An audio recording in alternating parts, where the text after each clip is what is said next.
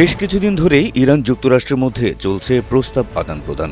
স্থায়ী যুদ্ধ বন্ধে কখনো ১৩ দফা, কখনো ১০ দফা, কখনো ৫ দফা প্রস্তাব ছুড়ে দেওয়া হচ্ছে প্রতিপক্ষের বিরুদ্ধে। কিন্তু কাজের কাজ হচ্ছে না কিছুই। উভয় পক্ষের হুঁশিয়ারি পাল্টা হুঁশিয়ারিতে মধ্যপ্রাচ্যের শান্তি আলোচনা যে তিমিরে ছিল এখনও রয়েছে সেই তিমিরেই।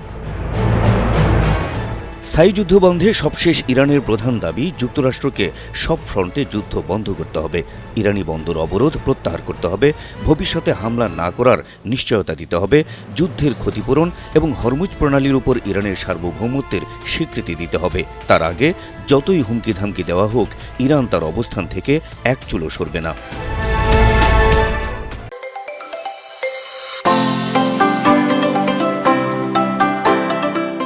অন্যদিকে ইরানের কাছে যুক্তরাষ্ট্রের পাঠানো সবশেষ শর্তগুলোর মধ্যে রয়েছে ইরানকে মাত্র একটি পারমাণবিক স্থাপনা চালু রাখতে দেওয়া হবে, উচ্চমাত্রায় সমৃদ্ধ ইউরেনিয়ামের মজুদ যুক্তরাষ্ট্রের কাছে হস্তান্তর করতে হবে। ওয়াশিংটন সাফ জানিয়ে দিয়েছে ইরানের জব্দ করা বৈদেশিক সম্পদের ২৫% ছেড়ে দেবে না।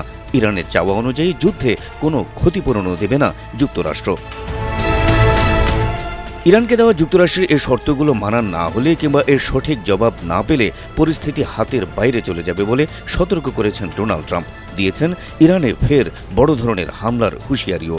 বসে নেই ইরানও। ট্রাম্পের হুঁশিয়ারির জবাবে ইরানের Islamic revolutionary guard corps IRGC পাল্টা হুঁশিয়ারি দিয়ে বলেছে, যদি নতুন কোনো আগ্রাসনের সম্মুখীন হয় ইরান, তাহলে শত্রুদের চূড়ান্ত ধ্বংসের মুখে ঠেলে দেওয়া হবে। দেশটির প্রেসিডেন্ট মাসুদ পেজিশকিয়ানও বলেছেন, ইরানকে আত্মসমর্পণে বাধ্য করানোর চেষ্টা করছে আমেরিকা, আর তাদের এই চেষ্টা কেবল একটি অলীক কল্পনা ছাড়া আর কিছুই নয়। আপাতত আরব দেশগুলোর অনুরোধে ইরানে নতুন করে হামলার পরিকল্পনা স্থগিত করেছেন মার্কিন প্রেসিডেন্ট ডোনাল্ড ট্রাম্প। তবে বিশ্লেষকরা বলছেন, ট্রাম্পের সাময়িক স্থগিতাদেশ আরও বড় উদ্বেগের কারণ হতে পারে মধ্যপ্রাচ্যের জন্য।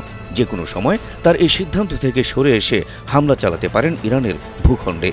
কারণ কথা দিয়ে কথা না রাখার এক সমৃদ্ধ ইতিহাস রয়েছে মার্কিন যুক্তরাষ্ট্রের, তাই তাদের বিশ্বাস করা ইরানের জন্য কঠিনই বটে। Habib Rasel, NTV online.